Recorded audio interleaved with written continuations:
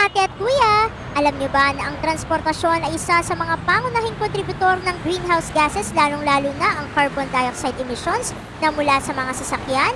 Ayaw niyong maniwala?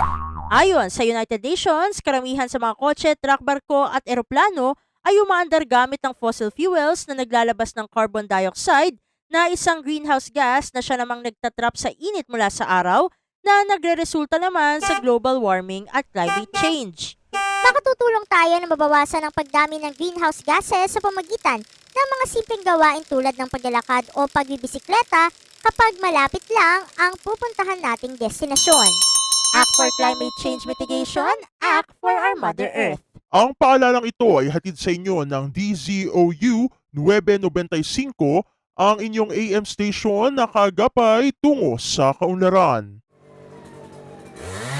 Mga ate at kuya, alam nyo ba na maaaring makapagpalala ng climate change ang pagpuputol ng labis-labis na bilang ng mga puno sa ating kagubatan?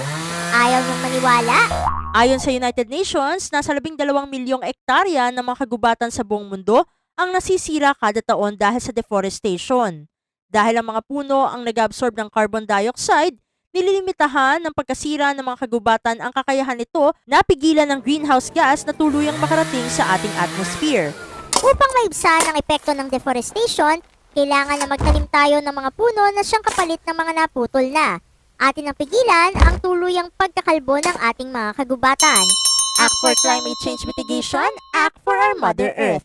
Ang paalalang ito ay hatid sa inyo ng DZOU 995, ang inyong AM station na kagapay tungo sa kaunlaran. Mga ate at kuya, alam niyo ba na ang sobra-sobrang paggamit ng kuryente ay isa sa mga dahilan kung bakit may climate change tayo ngayon? Ayaw niyong maniwala? Ayon sa United Nations, isang malaking bahagi ng pandaigdigang greenhouse gas emissions ay maiugnay sa private households.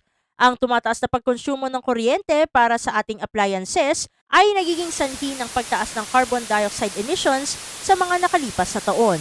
Upang hindi na makadagdag pa sa greenhouse gas o carbon dioxide emissions, matutong magtipid sa kuryente at gamitin lamang ang appliances kapag kinakailangan. Act for climate change mitigation, act for our Mother Earth. Ang paalalang ito ay hatid sa inyo ng DZOU 995, ang inyong AM station na kagapay tungo sa kaunlaran.